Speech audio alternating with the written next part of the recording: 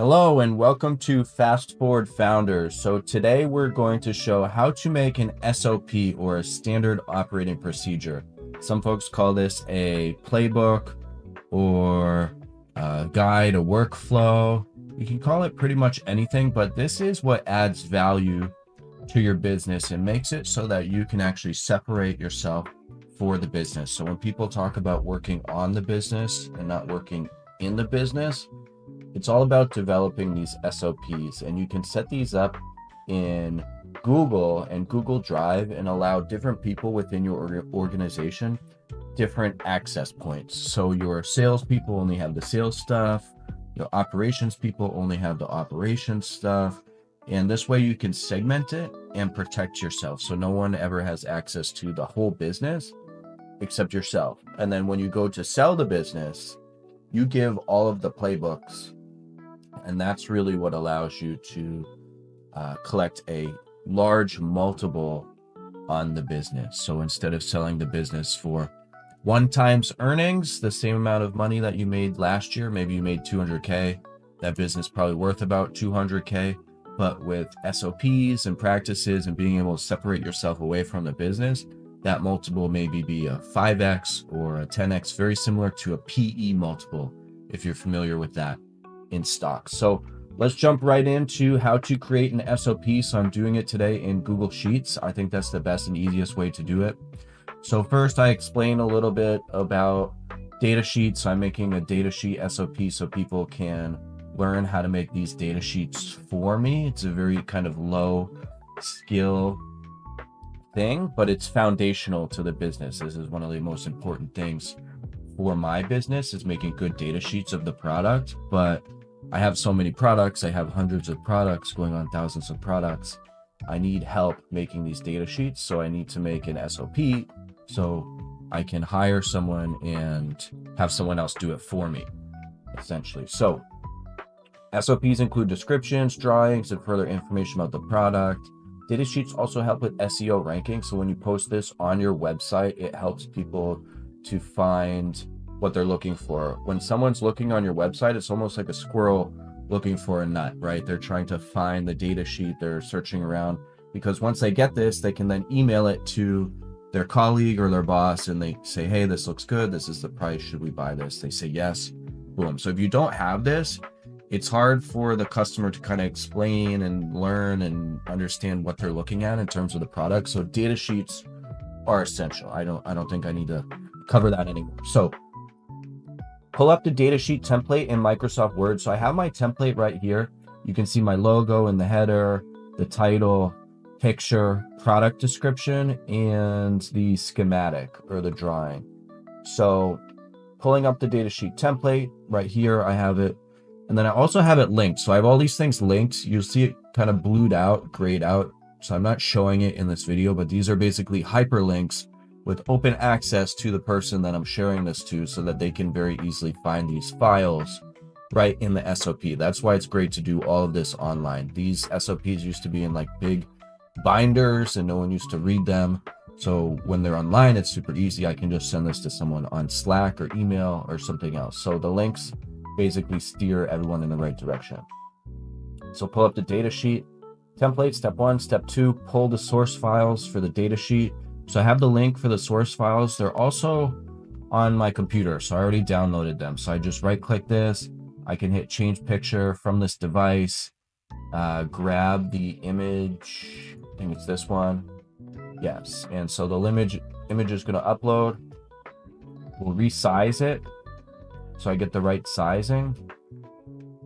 So I want my data sheet to be 2 pages. There's no real rule there, but for what I'm doing here, 2 pages is sufficient.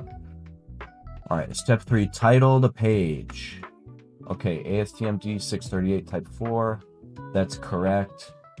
So I have a Excel sheet with all the products that I would like this person to do, and they can go through. So the next one is type 5, and it looks a little different, and the drawing's a little bit different. So they can go and they can see what the title of the product is, and then they can start working on it. So title the page based on the sheets. That's like an Excel sheet. It's a spreadsheet. Pull a picture of the product from the source information. So you see source information number 2, pull that picture, put it on the page.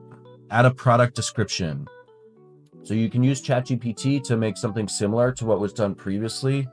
And they can also use their own sort of product knowledge and their own human knowledge, right? They can be active and just sort of write something out, write what the product does. It doesn't have to be a super in-depth description, just some basic information.